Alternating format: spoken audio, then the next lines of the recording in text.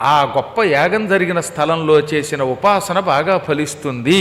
అందుకని మన పెద్దలు తప్పక జీవితంలో ఒక్కసారైనా ప్రయాగ పెడతారు. ఆ ప్రయాగ క్షేత్రంలో ఒక స్థలం ఉన్నది, అక్కడ వేణీదానం అని చేయిస్తారు. వేణీదానం అంటే, వేణి అంటే ఏమిటి? జుట్టును దానం చేయడం అంటే ఏమిటని కొందరికి అనుమానం వచ్చింది. ఎప్పుడూ భార్యని ప్రేమగా చూడని వాడు కూడా అక్కడికి వెళ్ళాక భార్యని తొడ మీద కూర్చోబెట్టుకుని ఎడమ తొడ మీద అలా జడేస్తాడు. ఆవిడ కూడా మెడలా వంచుతుంది. భార్యని ఒళ్ళో కూర్చోబెట్టుకుని భర్త గారు జడ వేసే ఒక ప్రక్రియ అక్కడ ఉంటుంది. దాన్ని వేణీదానం అంటారు. అదనమాట జడ వేయడం అంటే. ఇప్పుడు నేను చెప్పేదేముంది కానీ చాలామంది ఇళ్లలో చేయట్లేదు ఏమిటది అని ఒక ఆయన అడిగాడు.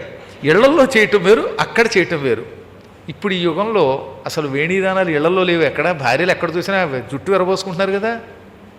ఇందులో చెప్పారండోయ్, ఈ పూట కథలోనే రావచ్చు బహుశా. కలియుగ లక్షణాలు ఎలా ఉంటాయో చెప్పారు. నేను ఆశ్చర్యపోయాను చదివి. వేదవ్యాసుడు ఎంత గొప్పవాడు అనిపిస్తుంది అనమాట. ఈ భూమండలంలో కొన్ని వేల సంవత్సరాల క్రితమే కలియుగంలో ఏం జరుగుతుందో చూసి వర్ణించి రాసేసాడు ఆయన. కానీ ఆ వేణీదానం తప్పనిసరిగా జీవితంలో ఒకసారైనా చేయించుకోవాలి. భర్తలకేమో గుండు చేసేస్తారు, పూర్తి నున్నగా గుండు చేస్తారు జుట్టు ఉన్న వాళ్ళకి. ఆల్రెడీ భగవంతుడే జుట్టు తీసేస్తే ఇంకా ఊరికే నామకే వస్తే అలా కత్తిరిలా పెడతాడు. ఆ తర్వాత భార్యామణిని తొడ మీద కూర్చోబెట్టి ఈయనలా జుట్టు జడ వేస్తాడనమాట. ఎంత ముచ్చటగా ఉంటుందండి ఆ దృశ్యం. ఆవిడేమో గజలక్ష్మి, ఈయనేమో ములక్కాడ. తొడ మీద ఆవిడ కూర్చుంటే ఈయనకి ఏమవుతుందోనని తొడకి తగిలితే చాలండి అంటారు. పాపం ఏం చేస్తారు మరి పురోహితులు వారు తప్పనిసరి కనుక. అప్పుడు ఆవిడ తొడకి తగిలి కూర్చుంటుందన్నమాట. కొంతమంది అదృష్టం బాగుంటే భార్యను అలా తొడ మీద కూర్చోబెట్టుకుంటారు, ఈ జడ వేస్తారు.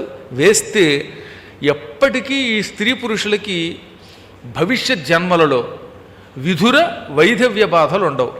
మగవాడు వార్ధక్యంలో భార్యను కోల్పోయి జీవిస్తే వాడిని విధురుడు అంటారు.